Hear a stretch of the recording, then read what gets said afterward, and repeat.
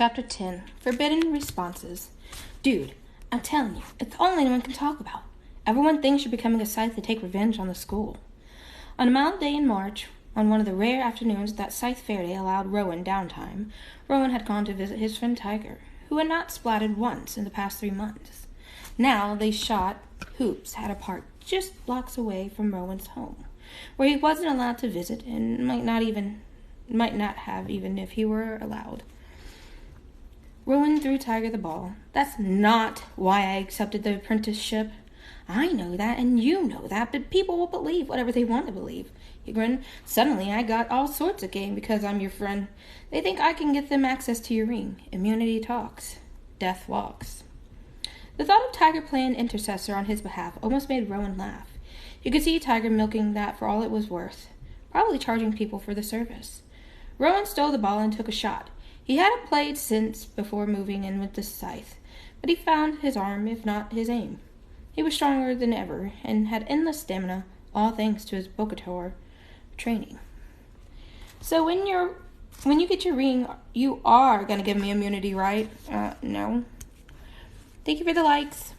Tiger took a shot and missed. It was clearly intentional. He was letting Rowan win. That would make me angry.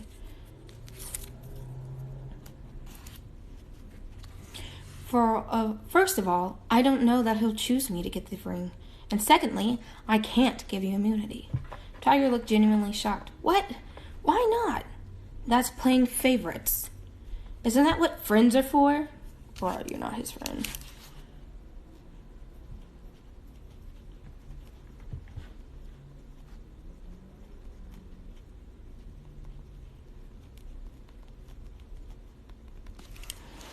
A few other kids came to the court and asked if maybe they wanted to play a pickup game. But the second they saw Rowan's armband, they had a change of heart. No worries, the oldest one said. It's all yours. It was exasperating. No, we all can play. Nah, we'll go somewhere else. I said we can all play, Rowan insisted, and he saw such fear in the other kids' eyes he felt ashamed for pushing. Yeah, sure, said the other kid. He turned to his friends. You heard the man. Play! They took it to the court in earnest, and in earnest played to lose, just as Tiger had. Was this how it would always be? Was he now such an intimidating presence that even his own friends would be afraid to truly challenge him? The only one who ever challenged him in any way now was Citra. Rowan quickly lost interest in the game and left with Tiger, who found it all amusing. Dude, you're not lettuce anymore. You're deadly nightshade. You're the mean greens now. Tiger was right. If Rowan had told those other kids to get down on all fours and lick the pavement, they would have. It was heady and horrible, and he didn't want to think about it. Rowan didn't know what possessed him to do what he did next. Frustration at his isolation maybe, or maybe just wanting to bring a sliver of his old life into his new one. Want to come over and see the Scythe's place? Tiger was a little dubious. Will he mind? He's not there, Rowan told him. He's gleaning in another city today. He won't be home till late. He knew that Scythe Fair Day would blow a brainstem if he found out Rowan had someone come over. It made the desire to do it even more enticing. He had been so good, so obedient, it was about time he did something that he wanted to do. When they arrived, the house was empty. Citra, who was granted a free afternoon by Scythe Fair Day, was out. He had wanted Tiger to meet her, but then thought, what if they happen to like each other? What if Tiger charms her? He always had a way with girls. Ooh, he likes her. He had even convinced a girl to splat with him once, just so he could say, girls fall for me, literally. It'll be like Romeo and Juliet, he had told her, except we get to come back. Needless to say, the girl's parents were livid, and after she was revived, they forbade her to see Tiger ever again. Tiger shrugged it off. What can I say? Her life is a tale told by idiots, which Rowan believed was a very bad Shakespeare misquote. The thought of Citra falling for Tiger, even just figuratively, made Rowan a bit nauseated. This is it, Tiger said, as he looked around the place. It's just a house. What did you expect, a secret underground lair? Actually, yeah, or something like it. I mean, look at his furniture. I can't believe he makes you live in this hellhole. It's not so bad. Come on, I'll show you something cool. He took Tiger to the weapons den, which, as expected, Tiger found truly impressive. This is so edge. I've never seen so many knives. And are those guns? I've only seen pictures. He took a pistol off the wall and looked in the barrel. Don't do that. Calm down. I'm a splatter, not a blaster. Rowan took it away from him anyway, and in the time it took to put it back on the wall, Tiger had taken down a machete and was swishing it through the air. Think I could borrow this? Absolutely not. Come on. He's got so many, he'll never miss it. Tiger, Rowan knew, was the very definition of a bad idea. That had always been part of the fun of being his friend, but now that was a major liability. Rowan grabbed Tiger's arm and kicked him behind the knee and to buckle his leg and spun him to the ground, all in a single Boktar move. Then he held Tiger's arm at an unnatural angle, with just enough leverage for it to hurt. Hello. What the hell? Tiger said through gritted teeth. Drop the machete now. Tiger did, and just then they heard the front door being opened. Rowan let go. Be quiet, he said in a power whisper. He peeked out the door, but couldn't see who had come in. Stay here, he told Tiger. Then he slipped out to find Citra closing the front door behind her. She must have been running, because she wore a workout outfit, which was more revealing than Rowan needed at the moment. It drained far too much blood from his brain. So he focused on her apprentice armband to remind himself that hormonal responses were strictly forbidden. Sorry, my cat's getting into my stuff.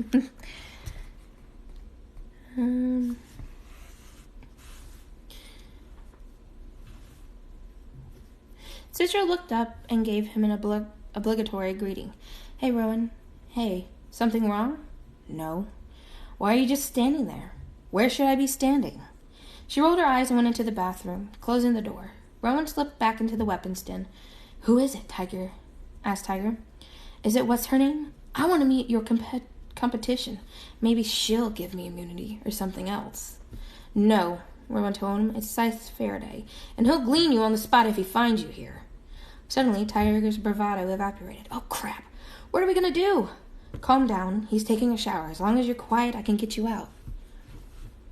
They came out into the hallway. Sure enough, the sound of a shower hissed behind the closed bathroom door. He's washing off the blood? Yeah, there was a lot of it. He led Tiger to the front door and did everything short of pushing him out. After being an apprentice for nearly 3 months, Citra couldn't deny that she wanted to be chosen by Scythe Faraday to receive the ring. As much as she resisted, as much as she told herself this was not the life for her, she had come to see its importance and how good a Scythe she would be. She had always wanted to live a life of substance and to make a difference. As a Scythe, she would. Yes, she would have blood on her hands, but blood can be a cleansing thing. It was certainly treated as such in Bokator. Citra found Black Widow Bokator to be the most physically demanding thing she had ever done. Their trainer was Scythe Yingxing, who used no weapons but his own hands and feet to glean. That's badass.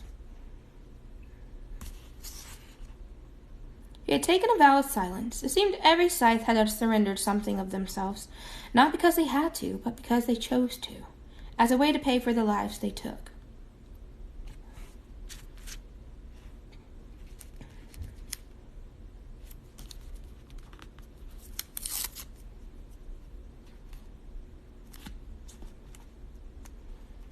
What would you give up? Ron once asked Citra.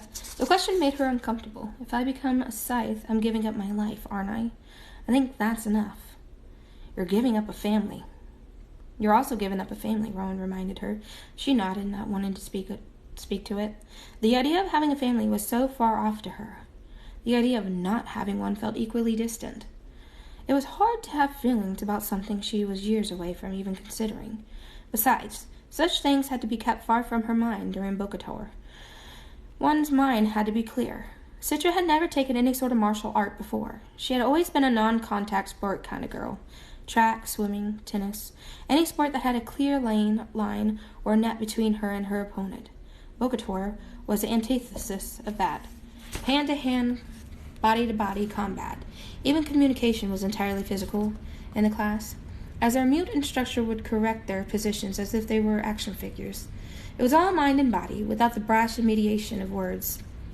There were 8 in their class, and although their instructor was a Scythe, Citra and Rowan were the only apprentices.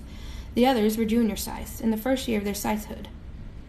There was one other girl who made no overtures of friendship to Citra. The girls were given no special treatment and were expected to be every bit the equal of the boys. Sparring was punishing in Bogator. Each match began simply enough, with a ritualistic strutting around the circle, the 2 combatants physically taunting each other in a sort of aggressive dance. Then things got serious and brutal. All nature of kicks and punches and body slams. Today she sparred against Rowan. He had more finesse to his moves, but she had the advantage of speed. He was stronger, but he was also taller, which was not an asset. Citra's lower center of gravity made her more stable. All taken into account, they were evenly matched. She spun and gave Rowan a powerful kick to the chest that almost took him down. "Good one," Rowan said. Scythe Yingxing zipped his own lip to remind him that there was no cross-talk during combat. She came at him from his left, and he countered so quickly she had no idea where his hand had come from. It was as if he suddenly had 3. She was thrown off balance, but only for an instant. She felt heat where his hand connected with her side. "There'll be a bruise," she grinned. "He'll pay for that." She feinted left again, and then came at him from the right with the full force of her body. She took him down and had him pinned, but it was as if gravity reversed. And suddenly she realized he had turned the tables. Now he was on top, pinning her. She could have flipped him again. She had the leverage, but she didn't do it. She could feel his heartbeat now as if it were beating in her own chest, and she realized she wanted to feel that a little longer.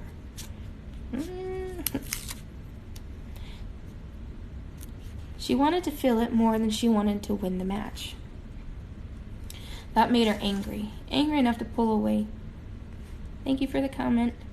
That made her angry enough to pull away from his grip and put some space between them. There was no lane line, no net, nothing to keep them apart but the wall of her will. But that wall kept losing bricks. Scythe Yingxing signaled the end of the match. Citra and Rowan bowed to each other, then took their places on opposite sides of the circle as 2 others were called up to spar. Citra watched intently, determined not to give Rowan a single glance. All right.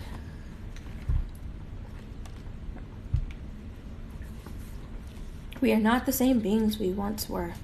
Consider our inability to grasp literature and most entertainment from the mortal age. To us, things that stirred mortal human emotions were incomprehensible. Only stories of love pass through our post-mortal filter, yet even then we are baffled by the intensity of longing and loss that threatens those mortal tales of love. We could blame it on our emo nanites, limiting our despair, but it runs far deeper than that. Mortals fantasized that love was eternal, and its loss unimaginable. Now we know that neither is true. Love remained mortal, while we became eternal. Only Scythe can equalize that, but everyone knows the chance of being gleaned in this, or even the next millennium, is so low as to be ignored. We are not the same beings we once were. So then, if we are no longer human, what are we? From the Gleaning Journal of H.S. Curie. Chapter 11. What are you doing? Sorry, my cat's over here just being a weirdo. Alright, Chapter 11, Indiscretions. Citra and Rowan were not always together at gleanings. Sometimes Scythe Faraday took just one of them. The worst gleaning Citra witnessed took place in early May, just a week before Vernal Conclave, the first of 3 conclaves she and Rowan would attend during their apprenticeship.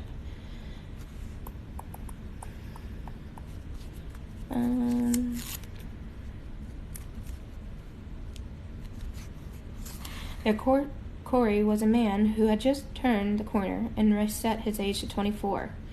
He was at home having dinner with his wife and 2 kids who seemed to be around Citra's age. When Scythe Faraday announced who they had come for, their family wept, and the man slipped off into the bedroom. Scythe Faraday had chosen a peaceful bloodletting for the man, but that was not what happened. When Citra and the Scythe entered the room, he ambushed them.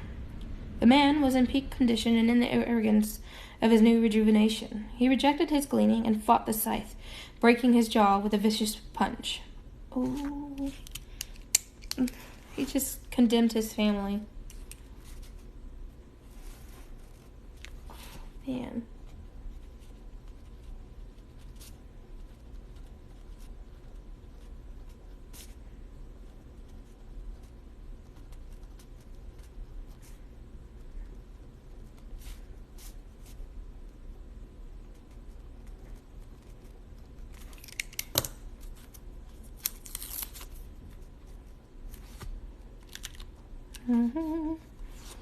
Citra had come to his aid, trying some Bokator moves she had learned from Scythe Yingxing, and quickly learned that applying a martial art is much different from practicing in a dojo. The man swatted her away and advanced on Faraday, who was still reeling from his injury. Citra leaped on him again, clinging to him, for the moment giving up on anything beyond eye gouging and hair pulling. It was... hold on, I missed a page. It distracted him just long enough for Scythe Faraday to pull out a hunting knife he had concealed in his robe to slit the man's throat. He began gasping for air, his hands to his neck trying futilely to hold back the flow of blood. And Scythe Faraday, holding a hand to his own swelling jaw, spoke to him. What?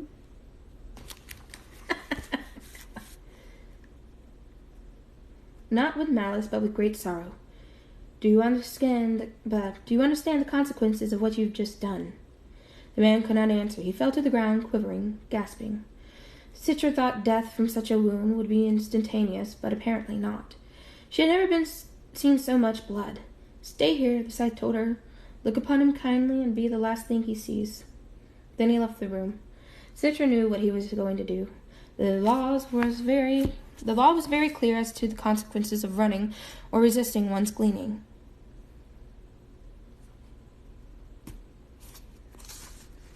Oops. She couldn't close her eyes because she was instructed not to, but if there was a way, she wished she could have closed her ears because she knew what she was about to hear from the living room. It began with pleas from the woman begging for the lives of her children, and the children sobbing in despair. Do not beg, Citra heard the Scythe say sharply. Show these children more courage than your husband did. Citra kept her gaze fixed on the dying man's until his eyes finally emptied of life. Then she went to join Scythe Faraday, steeling herself for what was to come. The two children were on the sofa, their sobs having degraded into tearful whimpers. The woman was on her knees, whispering to them, comforting them. Are you quite done? The Scythe said impatiently. At last the woman rose. Her eyes were tearful, but they no longer seemed pleading. Do what you have to do, she said. Good, said the Scythe. I applaud your fortitude. Now, as it happens, your husband did not resist his gleaning.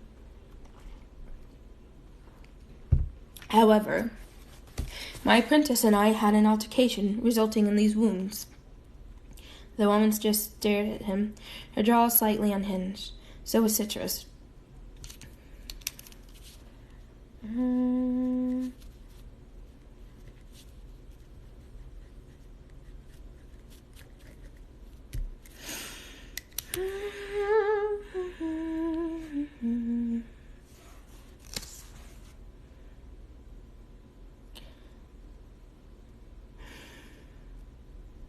The Scythe turned to Citra and glared at her. My apprentice shall be severely disciplined for fighting with me. Then he turned back to the woman. Please kneel. The woman fell to her knees, not so much as a kneel, as a collapse. Scythe Faraday held out his ring to her. As is customary, you and your children shall receive immunity from gleaning for 1 year henceforth. Each of you, please kiss my ring. Kiss those rings. The woman kissed it again and again and again. That's 3 years worth of immunity, though. Ooh.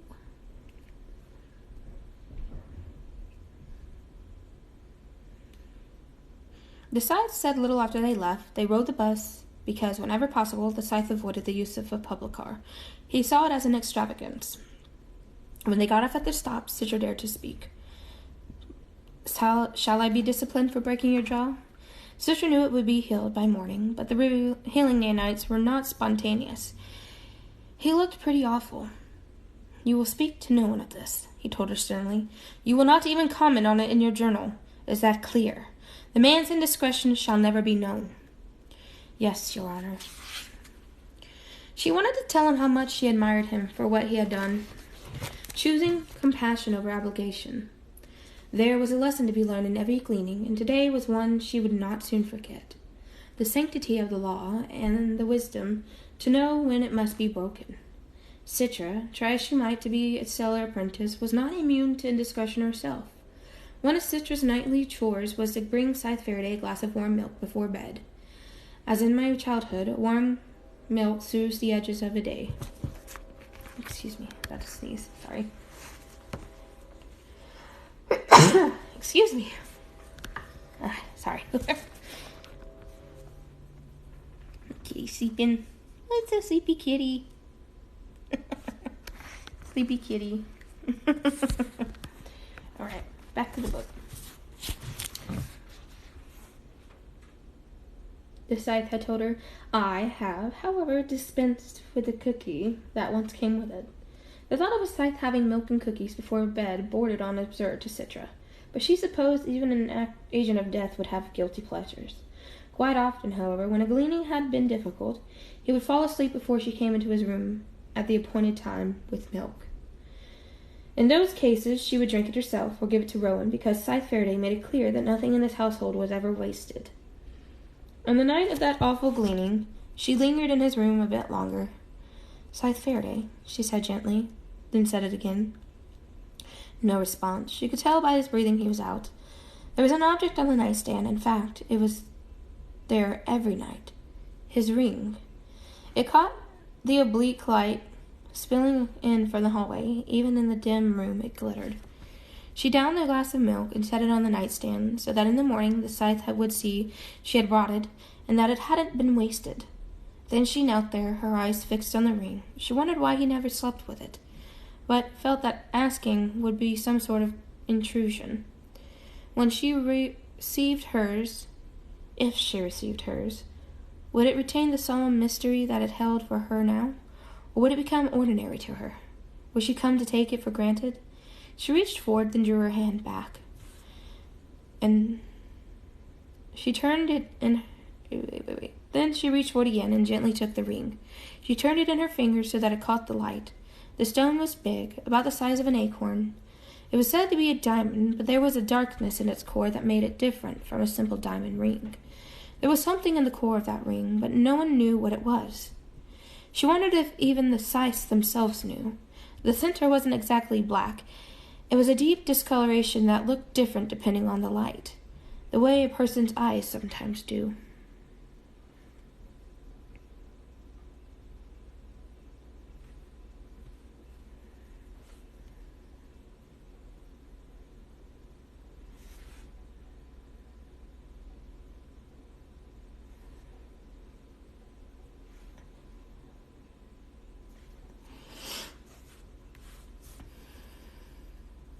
Then, when she glanced at Scythe, she could see that his eyes were open and watching her.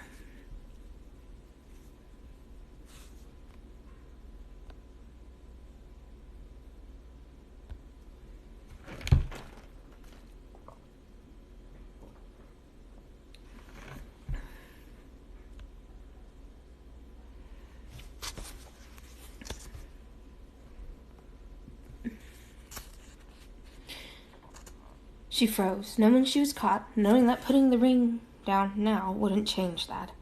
Would you like to try it on? Scythe Faraday asked.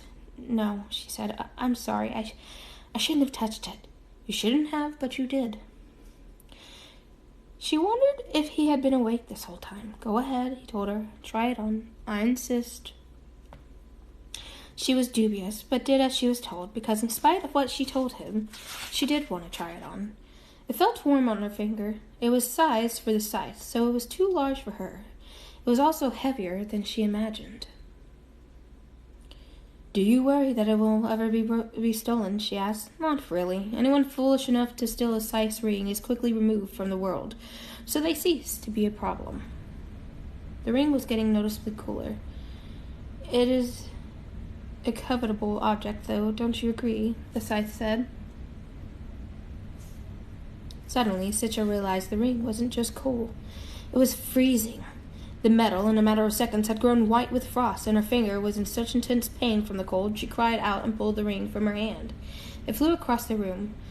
Not only was her ring finger severely frostbitten, so were the fingers that had pulled it free. She bit back a whimper. She could now feel warmth flowing through her body as her healing nanites released morphine. She became woozy, but forced herself to stay alert. A security measure I installed myself, the Scythe said. A microcoolant chip in the setting. Let me see. He turned on his nightstand light and grabbed her hand, looking at her ring finger. The flesh at the joint was pale blue and frozen solid. In the age of mortality, you might have lost the finger, but I trust your nanites are already mending the damage. He let go of her hand. You'll be fine by morning. Perhaps next time you'll think before touching things that don't belong to you.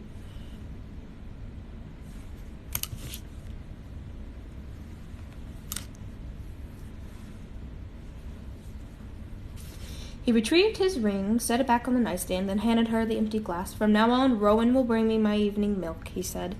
Citra deflated. I'm sorry I disappointed you, Your Honor. You're right. I don't deserve to bring you your milk.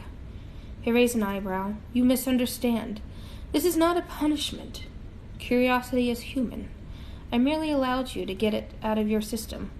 I have to say it took you long enough.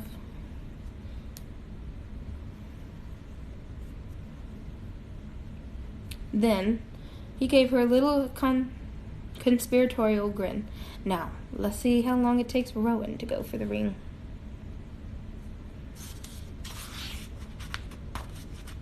Sometimes, when the weight of my job becomes overwhelming, I begin to lament all the things lost when we conquered death.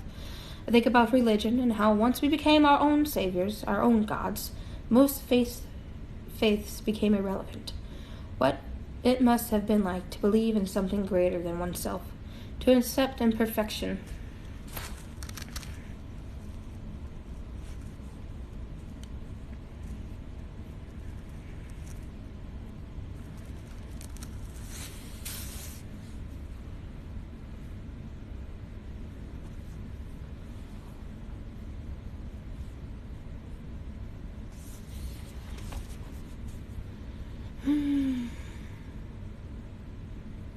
To accept imperfection, to look to a rising vision of all we could never be.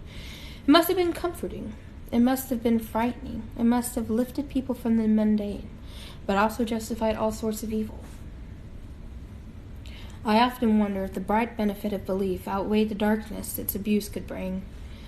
There are tone cults, of course, dressing in the sackcloth and worship sonic vibrations, but like so many things in our world, they seek to imitate what once was. Their rituals are not to be taken seriously. They exist merely to make the passing of time feel meaningful and profound. Lately, I've been preoccupied with a tone cult in my neighborhood.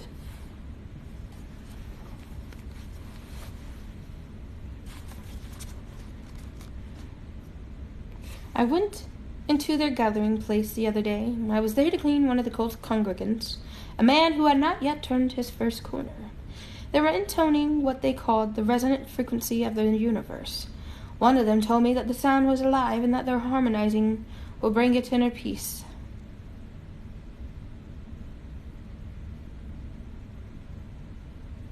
I wonder, when they look at the great tuning fork that stands as the symbol of their faith, if they truly believe it to be a symbol of power, or are they just joining in a communal joke?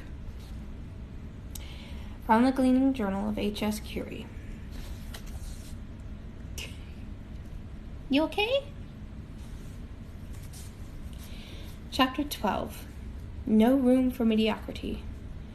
The Scythedom is the world's only self-governing body, said Scythe Faraday. While the rest of the world is under Thunderhead's rule, the Scythedom is not. Which is why we hold conclaves 3 times a year to resolve disputes, review policy, and mourn the lives we've taken. Vernal Conclave, which was to take place during the first week of May, was less than a week away.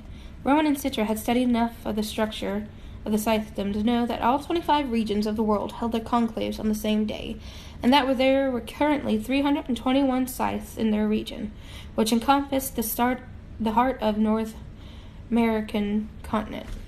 Oh, cat.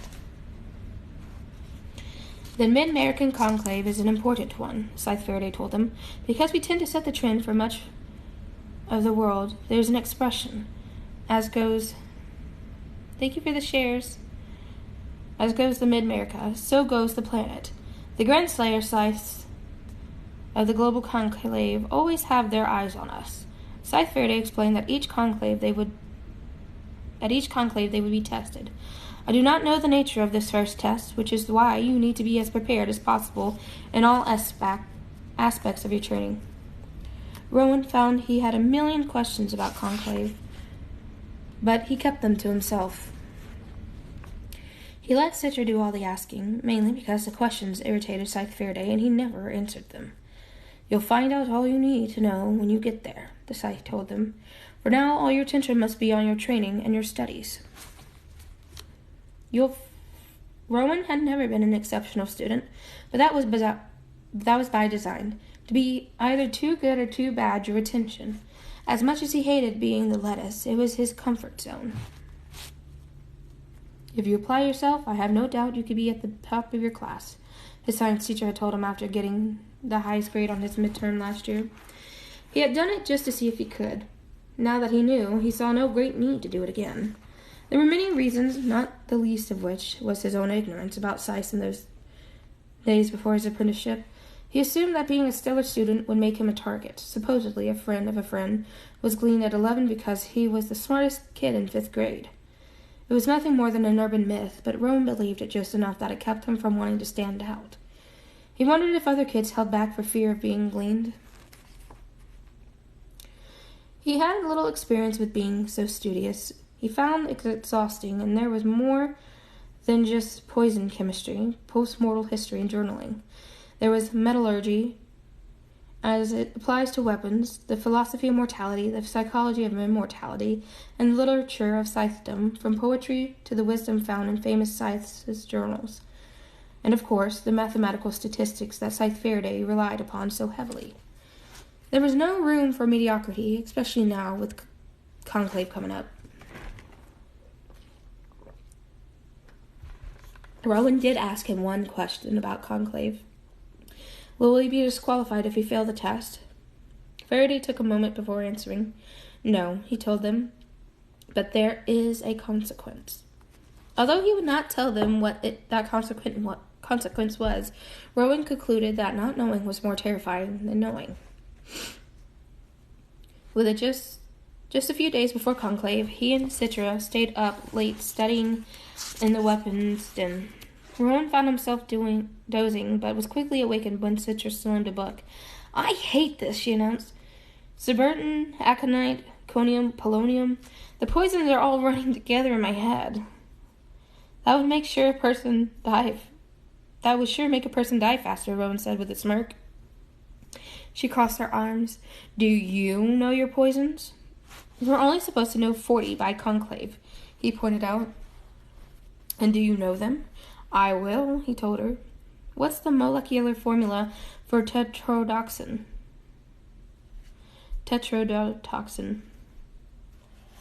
He wanted to ignore her, but he found he couldn't take away from the challenge. Perhaps a bit of her competitive nature was rubbing off on him. C11, H17, and 306. Wrong, she said, pointing a finger at him. It's 08, not 06. You fail. Dang. Reminds me of Hermione. Yeah.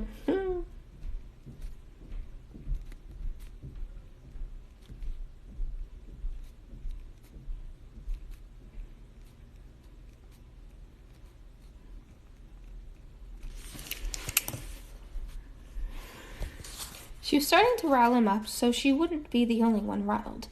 He wasn't going to oblige. Guess so, he said. And he tried to return to his studies. Aren't you the least bit worried?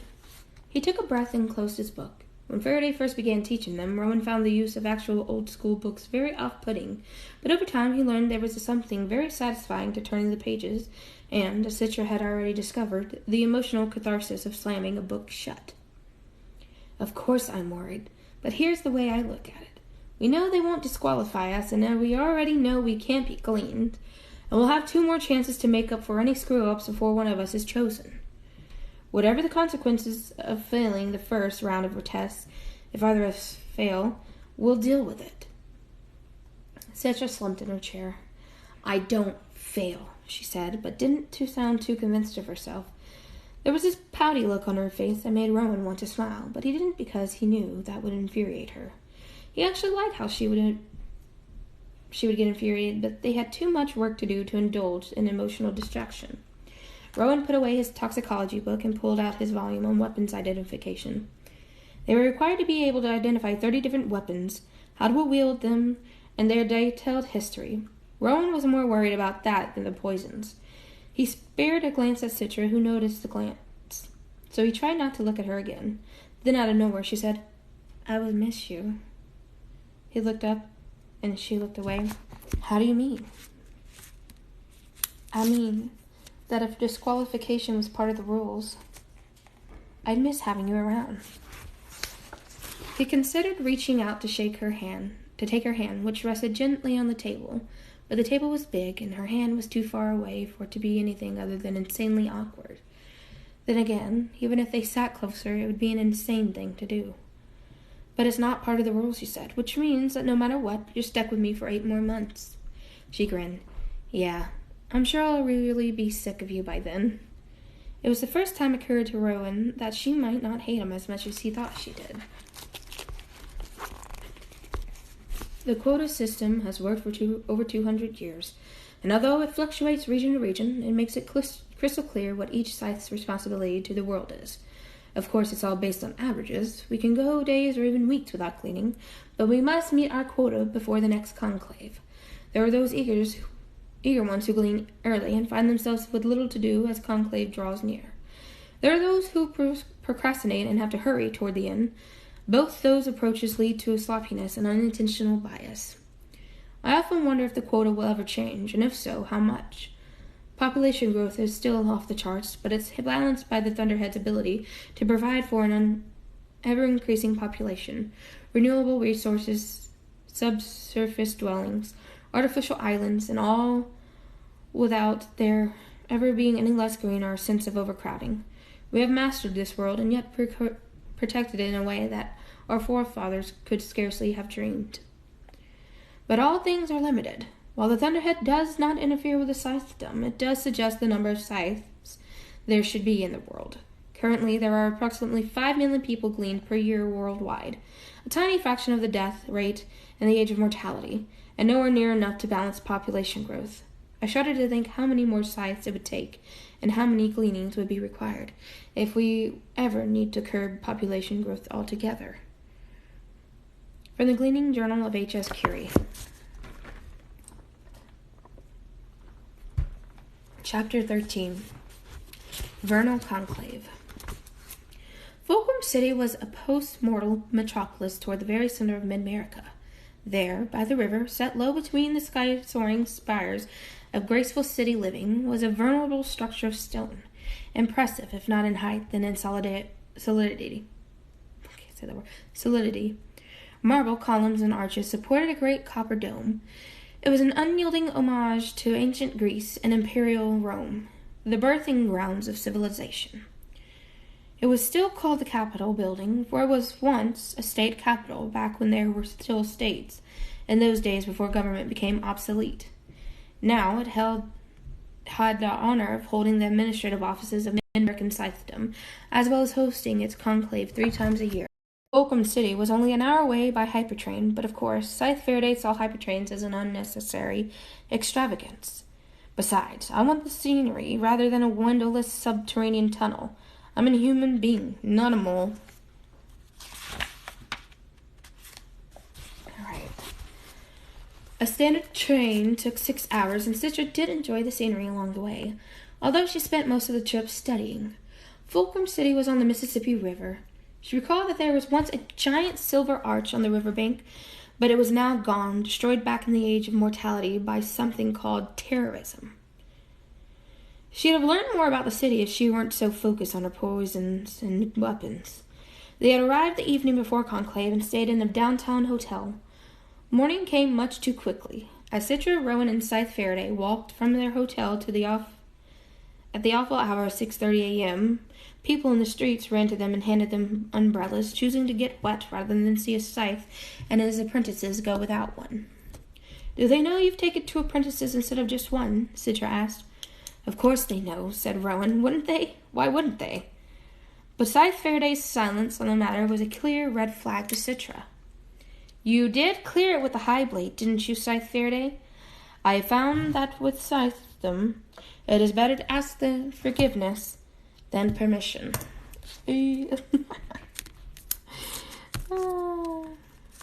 Well, that explains why that group of scythes are gleaning people en masse. Citra gave Rowan an "I told you so" look, and he cocked his umbrella slightly so he didn't have to see it. It will not be a problem," Faraday said, but he didn't sound very convincing. Citra looked to Rowan again, who was no longer eclipsed by his umbrella. "Am I the only one who's worried about that?" Rowan shrugged. "We have immunity until winter conclave, and it can't be revoked. Everyone knows that. What's the worst they could do? Kill you? Imprison you?"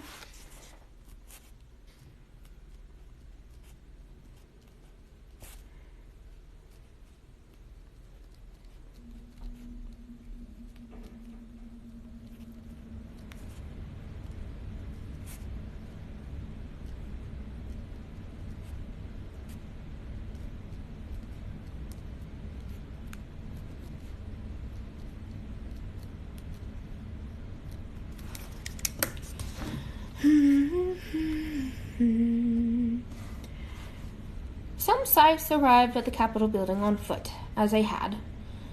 Others in public cars, some in private cars, and several in limousines.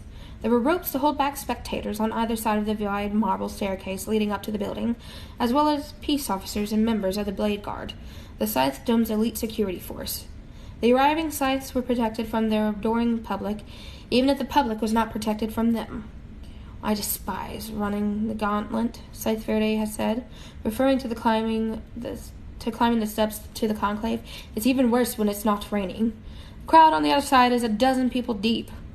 Now it was only half that. It never occurred to Citra that people would come out to see scythes arriving at conclave, but then all celebrity events drew onlookers, so why not a gathering of scythes? Some of the arriving scythes gave obligatory waves. Others played to the crowd, kissing babies and randomly granting immunity. Citra and Rowan followed Faraday's lead, which was to ignore the crowd completely. Good.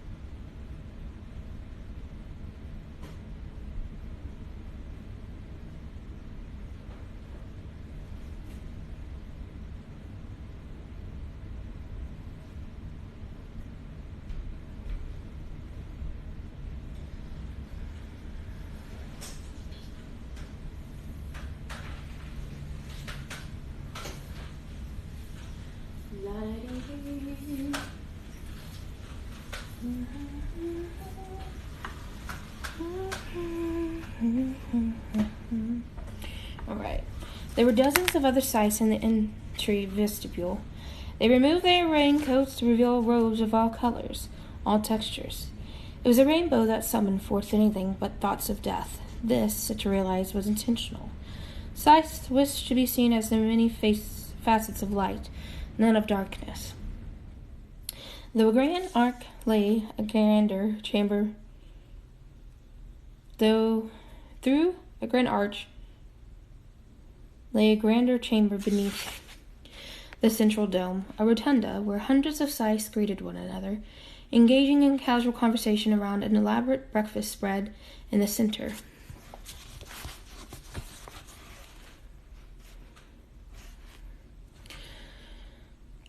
Citra wondered what it was that Scythes talked about. The tools of gleaning, the weather, the chafing of their robes. It was intimidating enough to be in the presence of a single Scythe. To be surrounded by hundreds was enough to make one crumble. Scythe Faraday leaned over and spoke to them in a hushed voice. See, he there? He pointed to a bald, heavily bearded man. Scythe Archimedes, one of the world's oldest living Scythes. He'll tell you he was there in the year of the Condor, when the Scythedom was first formed, but it's a lie. He's not that old. And over there, he pointed to a woman with long silver hair and the pale lavender robe. That's Scythe Curie. Citra gasped. The Grand Dame of Death? Grand Dame of Death? So they say. Is it true she gleaned that last president before the Thunderhead was given control? Citra asked. And his cabinet? Yes. And his cabinet, yes. He looked at her, perhaps a bit wistfully, Citra thought. Her actions were quite controversial back in the day.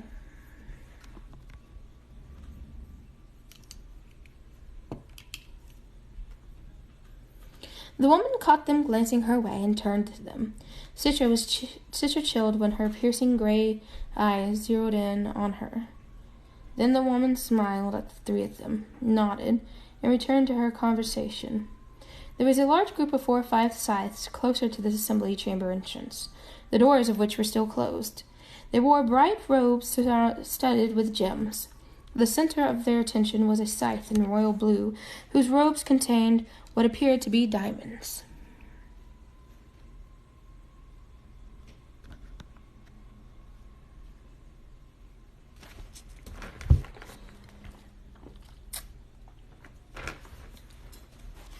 He said something, and the others laughed a little too heartily for there to be anything but sycophantic. Who's that? Citra asked. Scythe Faraday's expression took a turn towards sour. That, he said, not even trying to hide his distaste, is Scythe Goddard, and his company is best avoided. Goddard. Isn't he the master of mass gleanings? Rowan asked. Faraday looked at him, a bit concerned. Where did you hear that? Rowan shrugged. I have a friend who's obsessed with that kind of stuff, and he hears things.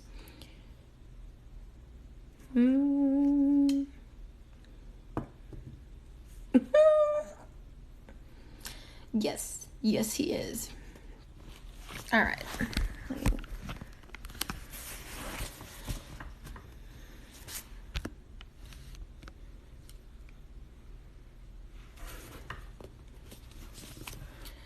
Citra gasped, realizing she had heard of Goddard not by name, just by deed. Or more accurately, rumor, because there was never any official report. But like Rowan said, you hear things. Is he the one who gleaned an entire airplane? Why? Asked Faraday, giving her a cold, accusing eye. Does that impress you? Citra shook her head. No, the opposite. But she couldn't help but be a bit dazzled by the way the man's robe caught the light. Everyone was, which must have been his intent. And yet his was not the most ostentatious robe on display. Moving through the crowd was a Scythe in a lavishly gilded robe. The man was so large his robe seemed to be a bit like a golden tint. Who's the fat guy? Citra asked. He looks important, said Rowan. Indeed, said Scythe Faraday.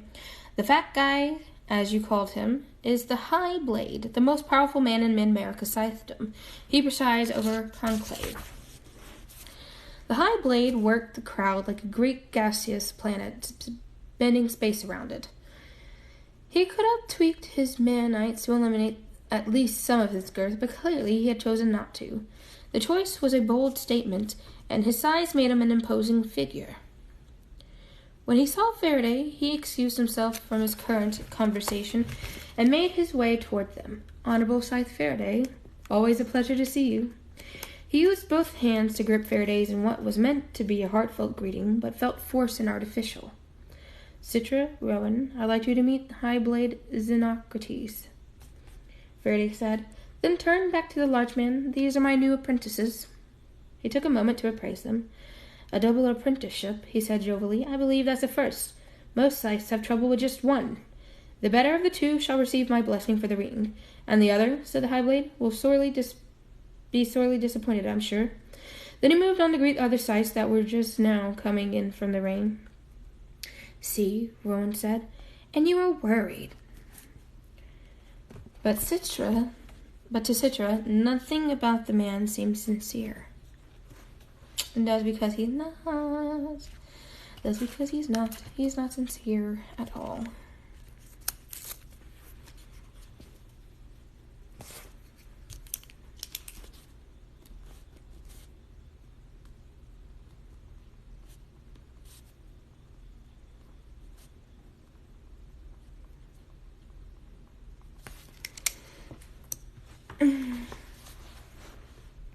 Rowan was nervous. He just didn't want to admit it.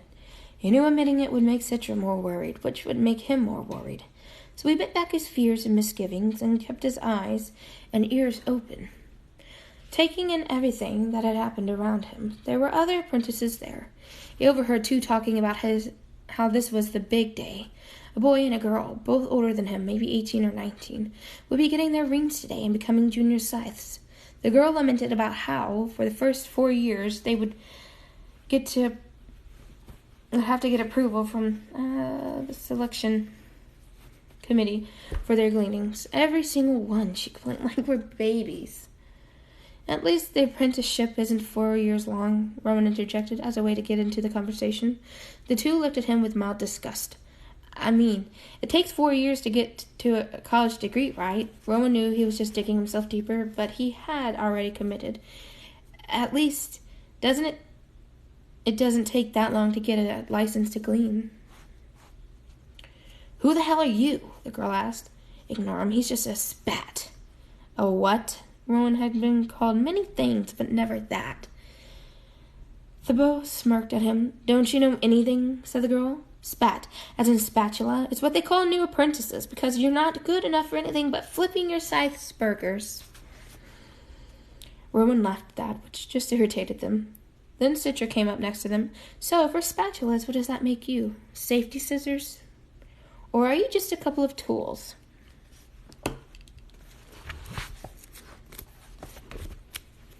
The boy looked like he might slug Citra. "Who's your mentor, Scythe?" he asked her. He should be told of this disrespect. "I am," said Faraday, putting his hand on Citra's shoulder. "And you don't warrant anyone's respect until after you receive your ring." The boy seemed to shrink by about 3 inches. "Honor Scythe Faraday. I'm sorry, I didn't know." The girl took a step away as if to distance herself from him. "Best of luck today," he told them, with a magnanimous gesture they didn't deserve. "Thank you," said the girl, "but if I may say, luck plays no part. We've both trained long, and we have been taught very well by our Scythes." "Very true," Faraday said. They nodded respectful goodbyes that bordered on bows and left. After they were gone, Faraday turned to Rowan and Citra. "The girl will get her ring today," he said. "The boy will be denied." "How do you know?" asked Rowan. "I have friends on the bejeweling committee. The boy is smart, but too quick to anger. It's a fatal flaw that cannot be tolerated."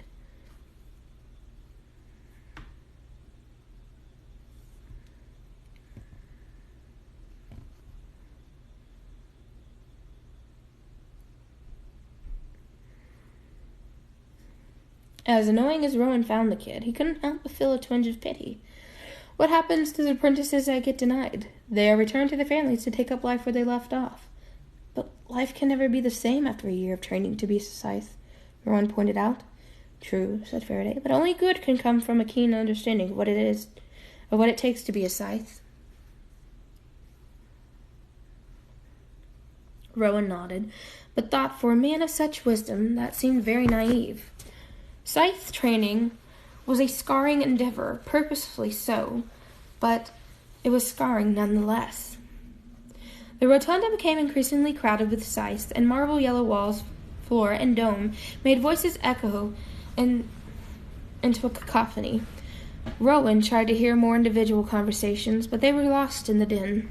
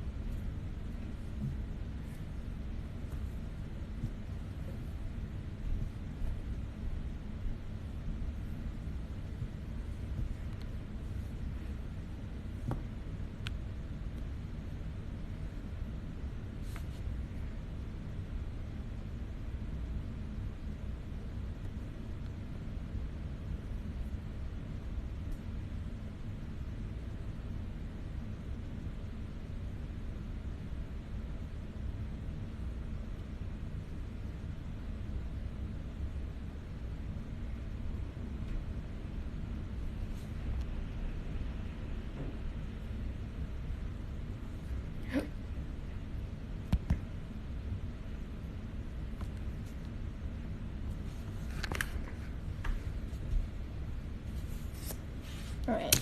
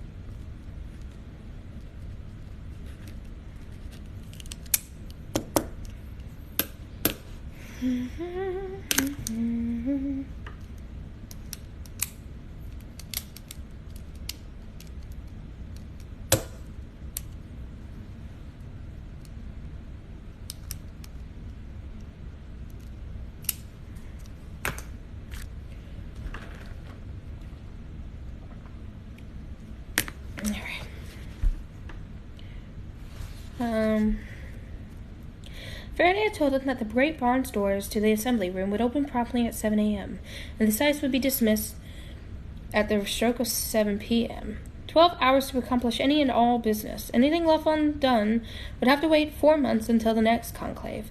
In the early days, Scythe Faraday told them as the doors opened to admit the throng, a conclave would last for 3 days, but they discovered that after the first day it became little more than arguments and posturing. There's still plenty of that, but it's curtailed. It behooves us all to move through the agenda quickly.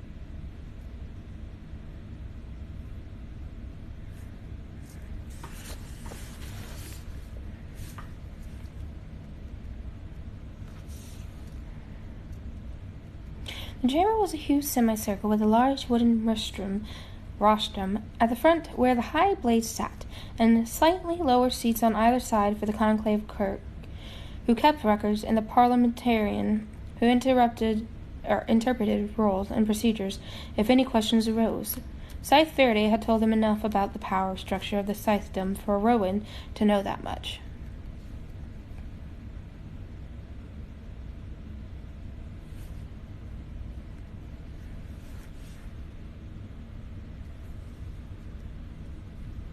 The first order of business, once everyone was settled, was the tolling of names.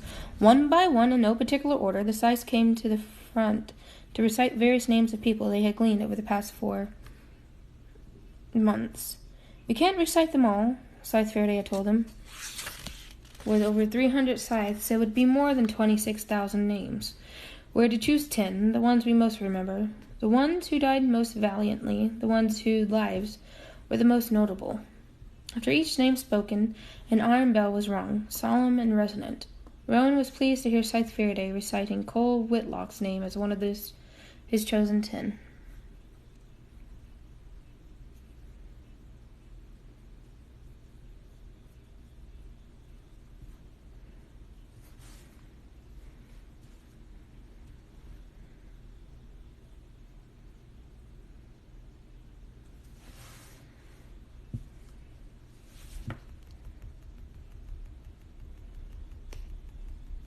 The tolling of the names got very old very quickly for Citra. Even reduced to 10 names each, the recitation lasted for almost 2 hours. It was noble that the Scythes saw fit to pay homage to the gleaned, but if they only had 12 hours to complete 3 months' worth of business, she didn't see the sense of it.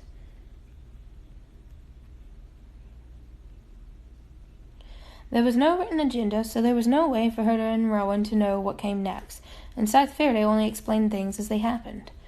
"When is our test? Will we be taken somewhere else for it?" Citra asked, but Faraday shushed her.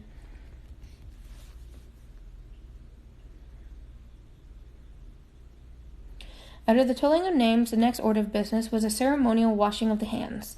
The Scythes all rose and lined up before 2 basins, one on either side of the rostrum. Again, Citra didn't see the point.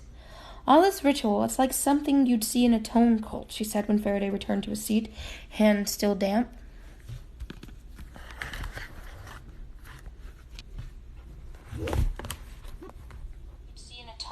She said when Faraday returned to his seat.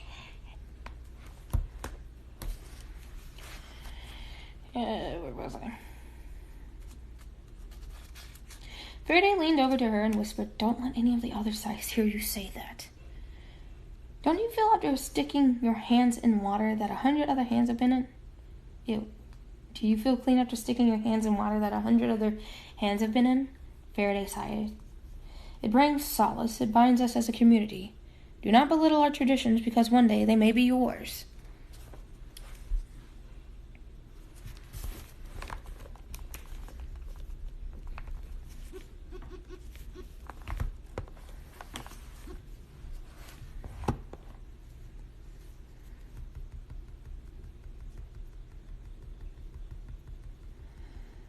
"Or not," goaded Rowan. Citra shifted uncomfortably and grumbled, "It just seems like a waste of time." Faraday must have known her real gripe was when not knowing when they would be presented to the conclave and taken away for their test. Citra was not a girl who could endure being in the dark for long. Perhaps that's why Faraday made sure that she was. He was constantly poking at their weaknesses. Next, a number of Scythes were singled out for showing bias in their gleanings. This held some interest for Citra, and gave her some insight as to how it all worked behind the scenes.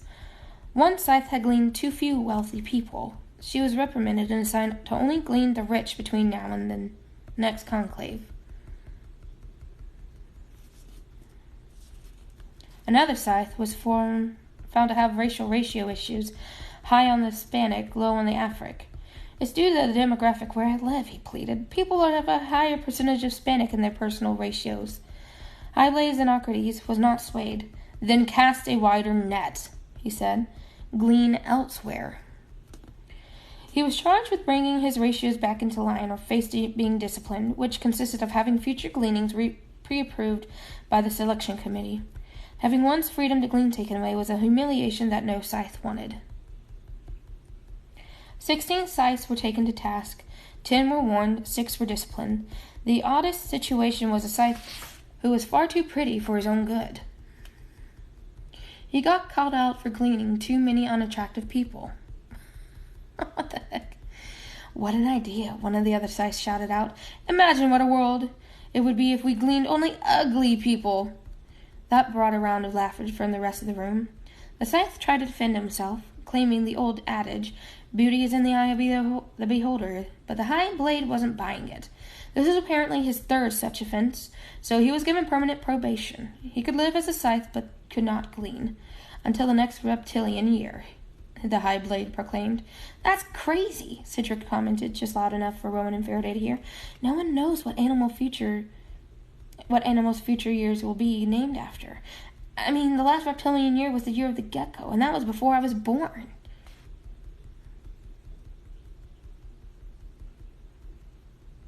Precisely, said Faraday, with a little bit of guilty glee, which means his punishment could end next year or never. Thank you for the likes. Next year or never. Now he'll spend his time lobbying the office of the Calendaria to name a year after the skink or Gila monster or some other reptile that has not yet been used. Before they moved on for the disciplinary portion of the morning, there was one more Scythe to be called out. It wasn't a matter of bias, however.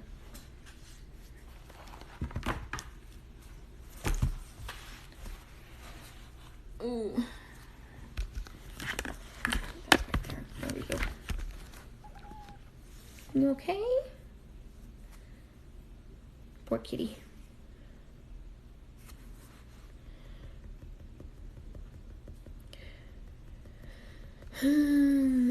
I have before me an anonymous note, the High Blade said, which accuses Honorable Scythe Goddard of malfeasance. A rumble throughout the room.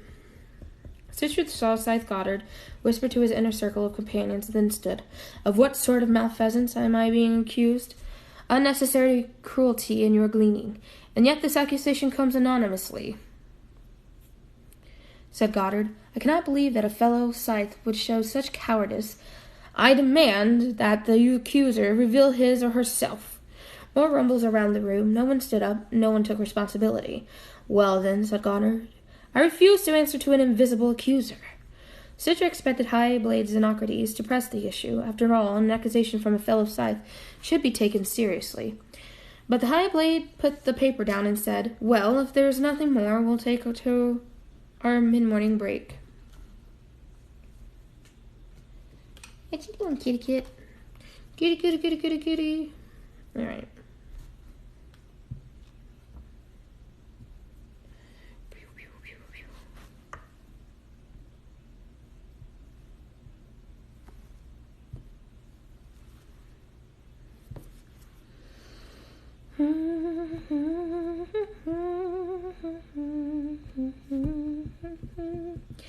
And the Scythes, Earth's grand bringers of death, began to file out into the rotunda for donuts and coffee. Once they were in the rotunda, Faraday leaned close to Citra and Rowan and said, there was no anonymous accuser. I'm sure.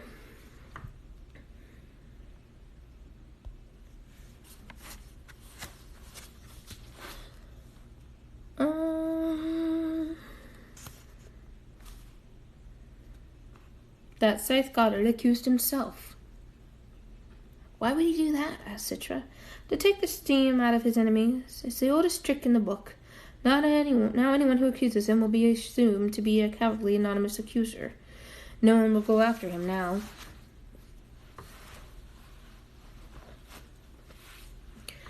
No one will go after him now. Alright. Rowan found himself less interested in the stagecraft and parrying within the assembly room as he was in the things that went on outside of it. He was already getting a feeling for Scythedom and how it truly worked. The most important business did not occur within the bronze doors, but in the rotunda and the dim alcoves of the buildings, of which were many, probably for this exact purpose. The early morning conversations had been just small talk. By now, as the day pressed, Rowan could see a number of Scythes congregating during break into small clutches doing side deals, building alliances and pushing secret agendas.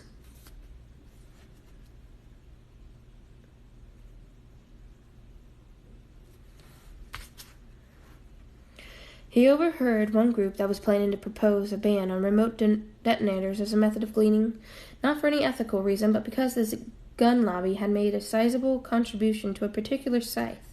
Another group was trying to groom one of the younger Scythes for a position on the selection committee, so that he might sway gleaning choices when they needed those choices swayed. Power politics might have been a thing of the past elsewhere, but it was alive and seething in the Scythedom. Their mentor did not join any of the plotters. Faraday remained solitary and above petty politics, as did perhaps half of the Scythes. We know the schemes of the schemers, he told Rowan and Citra as he negotiated a jelly donut. They only get their way when the rest of us want them to.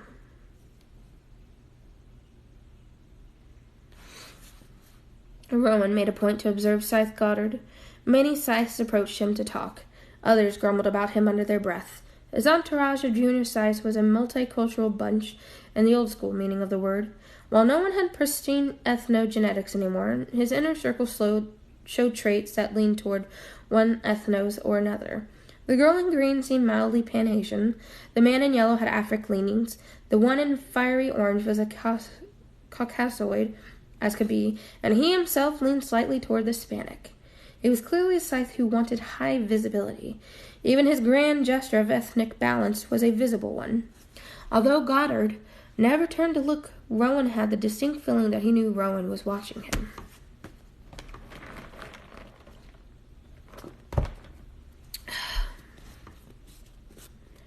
For the rest of the morning, proposals were made and hotly debated in this assembly room. As Scythe Faraday had said, the schemers only prevailed when the more high-minded body of the Scythedom allowed. The ban on remote detonators was adopted not because of bribes from the gun lobby, but because blowing people up was determined to be crude, cruel, and beneath the Scythedom. And the young Scythe put forward for membership on the selection committee was voted down, because no one on that committee should be in anyone's pocket. I should like to be on a Scythe committee one day, Rowan said. Citra looked at him oddly. Why are you talking like Faraday? Rowan shrugged. When in Rome. We're not in Rome, she reminded him. If we were, we'd have a much cooler place for conclave. Local restaurants vied for the chance to cater to the conclave, so lunch was a buffet in the rotunda, even more sumptuous than the one at breakfast, and Faraday packed his plate, which was out of character for him. Don't think ill of him, Scythe Curie told Rowan and Citra, her voice mellifluous, yet sharp at the same time. For those of us who take our vow of austerity seriously... keep an eye on her.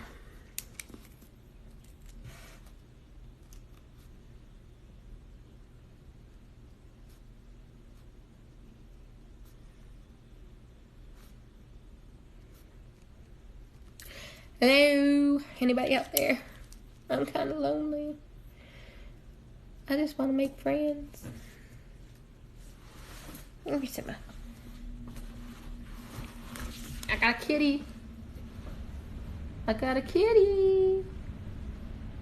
His name's Simba. And he loves cuddles.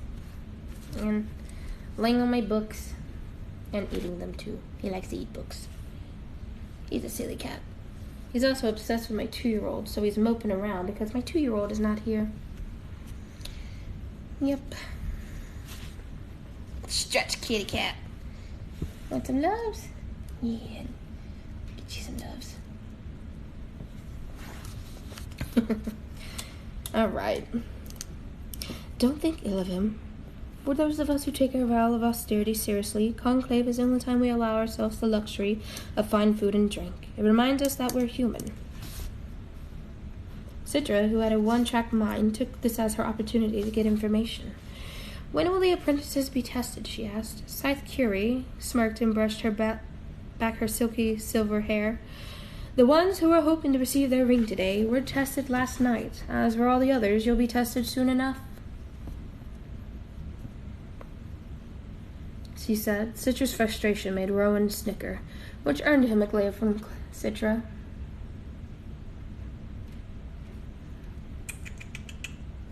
Got your tail.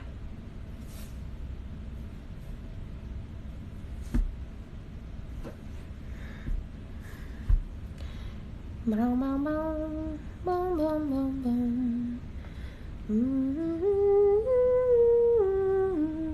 Da, da, da.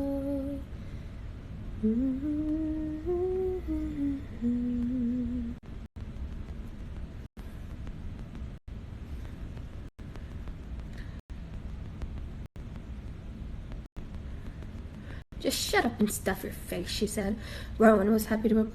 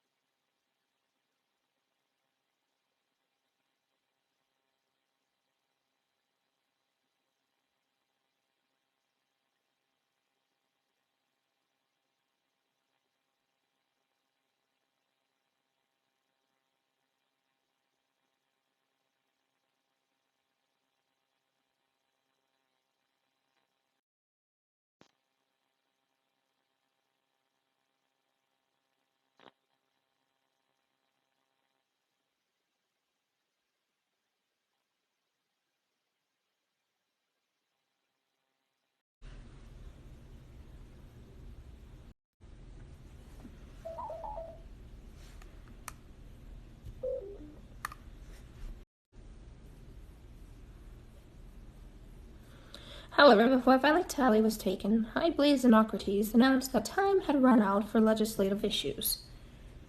Booty.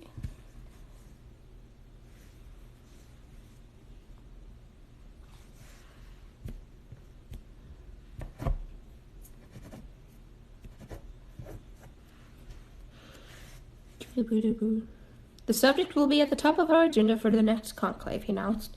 The number of Scythes applauded, but several rose up and shouted their grievous discontent at the issue being tabled.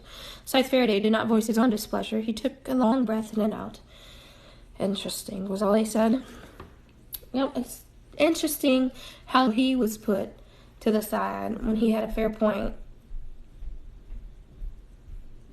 But it's too late.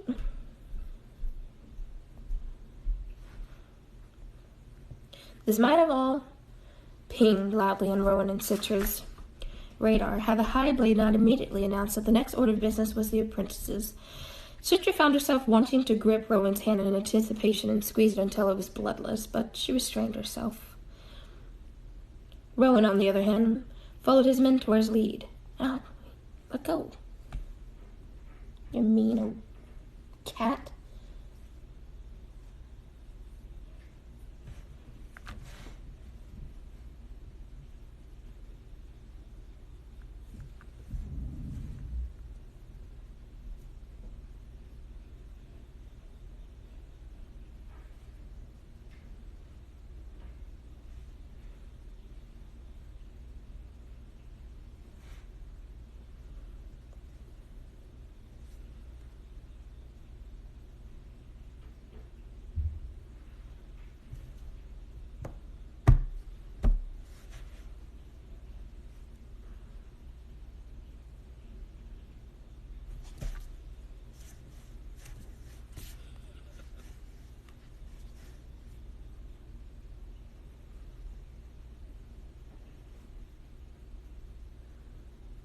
Good luck, Rowan said to Citra. You too, she returned. Let's make Scythe Faraday proud.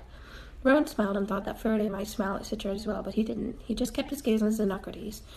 First, let go. You mean cat.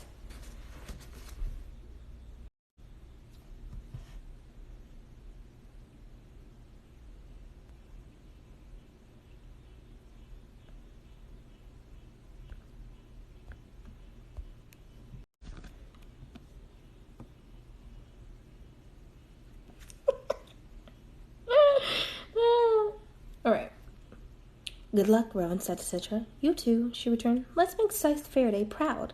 Rowan smiled and thought Faraday might smile at Citra as well, but he didn't. He just kept his gaze on Xenocrates. First, the candidates for Scythedom were called up. There were 4 whose apprenticeships were now complete. Having their final test the evening before, there was nothing left but to ordain them.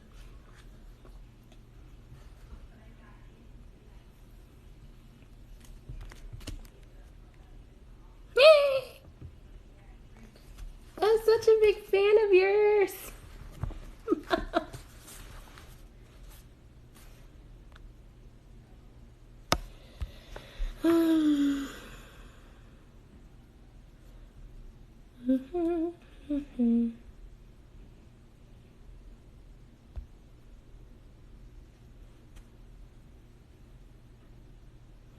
Ow.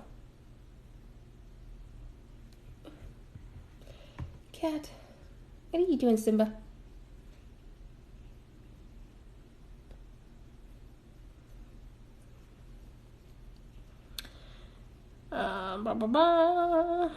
First, the candidates for Scythe were called up. There were 4 whose apprenticeships were now complete, having had their final test the evening before. There was nothing left but to ordain them, or not, as the case may be. Word was there was a 5th candidate who had failed the final test last night. He or she wasn't even invited to the conclave.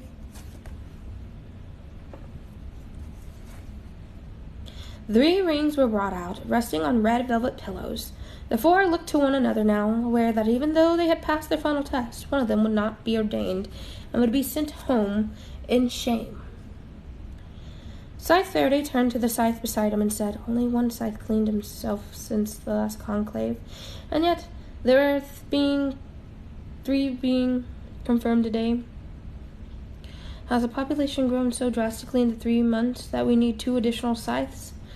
The 3 chosen apprentices were called one by Scythe Mandela, who presided over the bejeweling committee.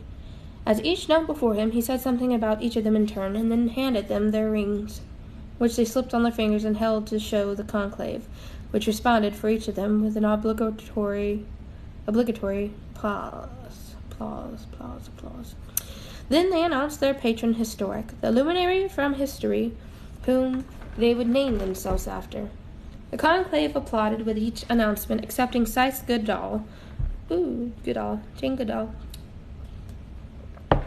Schrodinger, and Colbert, into the Mid-American Scythedom. God dang. The cat done scratched me up bad today. Got my finger. Ow. Owie. When the three had left the stage, the hot-tempered boy remained, just as Scythe Faraday had said early in the day. He stood alone after the applause died down. Then Scythe Mandela said, "Ransom Palladini, we have chosen not to ordain you as a Scythe. Wherever life leads you, we wish you well. You are dismissed." He lingered for a few moments, as if thinking it might be a joke, or maybe one final test. Then his lips pursed. His face turned red, and he strode quickly up the center aisle in silence, pushing through the heavy bronze doors, their hinges complaining at his exit. "How awful," said Citra. "At least they could applaud him for trying." "There are no accolades for the unworthy," Faraday said. "One of us will exit that way," Rowan pointed out to her. He resolved that if it was him, he would take his time going down the aisle. He'd make eye contact and nod to as many Scythes as he could on his way out. Were he to be ejected, he would leave that final conclave with dignity.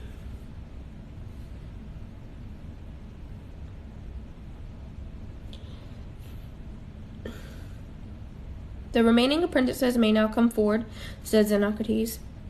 Rowan and Citra rose, ready to face whatever the Scythedom had in store for them. That hurt. "I do believe people still fear death, but only 1/100th as much as they used to. I say that because, based on current quotas, a person's chance of being gleaned within the next 100 years is only 1%, which means the chance that a child born today will be gleaned between now and their 5,000th year on Earth is only 50%. Of course, since we no longer count the years numerically aside from the children and adolescents, no one knows how old anyone is anymore, sometimes not even themselves. These days, people roughly know within a decade or two, and at the writing of this, I can tell you that I am somewhere between 160 and 180 years old, although I don't enjoy looking my age. Like everyone else, I turn the corner on occasion and set my biological age back substantially. But like many Scythes, I don't set it back past the age of 40. Only Scythes that are actually young like to look young. To date, the oldest living human being is somewhere around 300, but only because we are still so close to the age of mortality. I wonder what life will be like a millennium from now, when the average age will be nearer to 1,000. Will we all be Renaissance children, skilled at every art and science because we've had the time to master them? Or will boredom and slavish routine plague us even more than it does today, giving us less of a reason to live limitless lives? I dream of the former, but suspect the latter. From Gleaning Journal of H.S. Curie.